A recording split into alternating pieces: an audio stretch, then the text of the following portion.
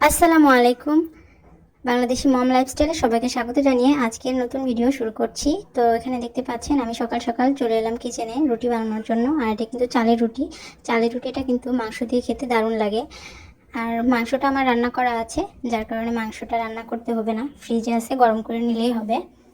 তো এরকম ফুলকো ফুলকো রুটি মাংস দিয়ে খেতে কিন্তু দারুণ লাগে।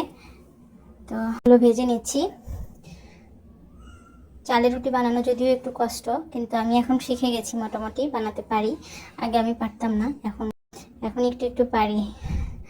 তো যাই হোক, এখানে আমি পাশের চুলায় একটু সুজি রান্না করে নিব। এর জন্য ঘি দিয়ে দিলাম, আর তেজপাতা, দারচিনি, সাদা এলাচ দিয়ে দিয়েছি, আর সুজি দিয়ে দিলাম। এর মধ্যে সুজিটা দিয়ে একটু ভালোভাবে ভেজে নিব।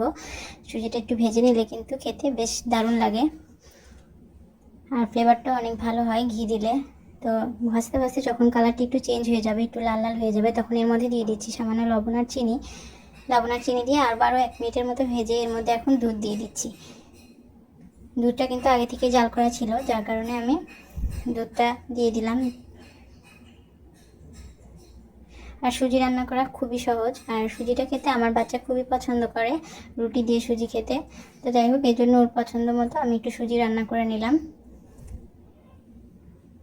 তো একটু ঘরে যেয়ে দেখি যে ও উঠেছে কিনা। তো যে দেখলাম ও উঠেছে, কিন্তু বিছানায় এখনও শুয়ে আছে। তো বললাম যে তোমার ব্রেকফাস্ট রেডি, উঠো এখন। তো উঠে পড়লো। তো ফ্রেশ হয়ে আসছে, এখন ওকে খাবারটা দিয়ে দিচ্ছি। আজকে আমরা নিচে বসে খাচ্ছি, টেবিলে বসে খাবে না। আর এই ঘরে আমরা বিছানাটা রাতে পেরে নিই। মাঝে মাঝে নিচে শুতে ভালোই লাগে আমার কাছে, এই জন্য বিছানাটা রাতের বেলায় পারি, আর সকালবেলায় দেখা যায় যে আবার ঠিক করে রাখি। তো আজকে বলতেছে বিছানাতেই খাবো বসে, তো ওখানেই খাওয়া দাওয়া হলো। তো যাই হোক, খাওয়া দাওয়া শেষ করে আবারও চলে আসলাম কিচেনে দুপুরে রান্না করার জন্য। আজকে রান্না করব মাছ। আর মাছ রান্নার এখানে দেখতে পাচ্ছেন আমি কচুরমুখী নিয়ে নিয়েছি। কচুরমুখীগুলো ভালোভাবে কেটে নিচ্ছি। কচুরমুখী দিয়ে কিন্তু মাছ রান্না করলে দারুণ লাগে খেতে। আপনাদের কাছে কেমন লাগে সেটা কমেন্ট করে জানাবেন। আর কি মাছ রান্না করছি সেটাও আপনাদেরকে জানাবো। তো দেখতেই পাচ্ছেন মুখিগুলো কাটা হয়ে গেছে। এখন এগুলোকে ধুয়ে নিচ্ছি।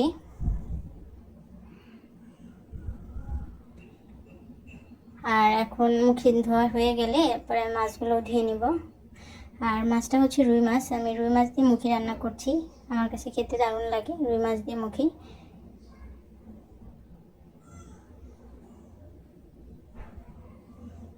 মাছটাও ধুয়ে নিচ্ছি।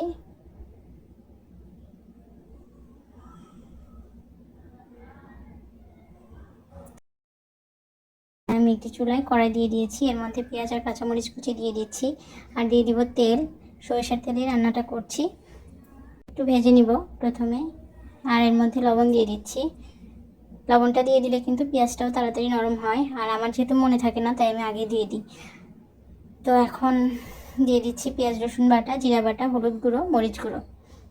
এগুলো দিয়ে একটু কষিয়ে নেব। সামান্য একটু পানি দিচ্ছি যেন মশলাটা পুড়ে না যায়।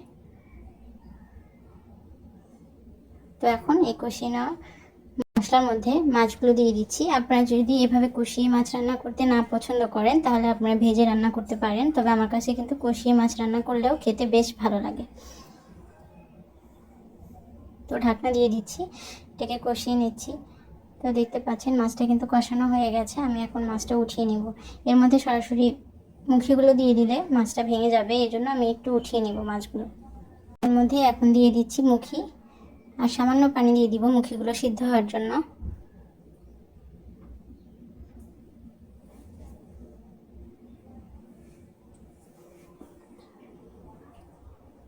তো সামান্য পানি দিয়ে দিচ্ছি। মুখিটাও ভালোভাবে কষিয়ে নিতে হবে, মুখি সিদ্ধ না হলে তো মাছ দেওয়া যাবে না। তাই মুখি সিদ্ধ হয়ে গেছে, কষানো হয়ে গেছে, এখন পানি দিয়ে দিচ্ছি।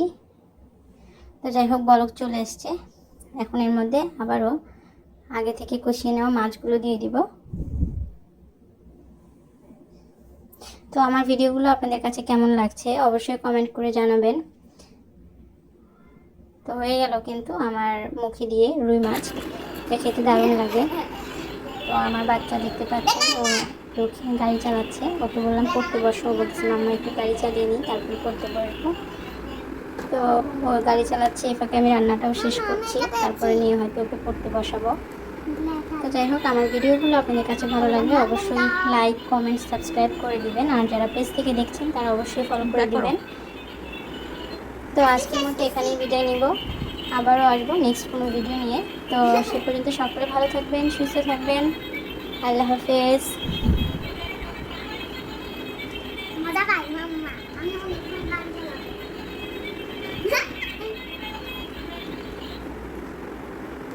দেন আমার উপর দিয়ে চালা যাইতেছি।